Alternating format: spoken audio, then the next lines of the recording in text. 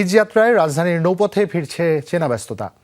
টানা সরকারি ছুটি শুরুর সঙ্গে সঙ্গে ঘরমুখো মানুষের ভিড়ে সরগরম সদরঘাট লঞ্চ টার্মিনাল। মঙ্গলবার গভীর রাত থেকেই যাত্রী ঢল লঞ্চ টার্মিনালে। ভোর ৬টার প্রথম লঞ্চে যেন নির্বিঘ্নে যাত্রা করতে পারেন সেজন্য অনেকেই মাঝরাতে অবস্থান নেন সদরঘাটে। অনেকে সেখানেই খান সেহরি। বরিশাল রুটের লঞ্চগুলো বিকেলের দিকে থাকলেও চাঁদপুর রুটের নৌযানগুলো ভোর থেকেই চলাচল করে। ঈদ উপলক্ষে সময়সূচিতেও আনা হয়েছে পরিবর্তন। যাত্রীরা জানান, উৎসবের কারণেই বাড়তি ভিড়, কষ্ট হলেও প্রিয়জনের কাছে পৌঁছতে পারলেই স্বস্তি। প্রায় প্রতিটি লঞ্চের কেবিনই পরিপূর্ণ। চাপ সামাল দিতে ব্যস্ত পরিবহন সংশ্লিষ্টরা। নিরাপত্তা নিশ্চিতে মনোযোগী আইনশৃঙ্খলা বাহিনীও।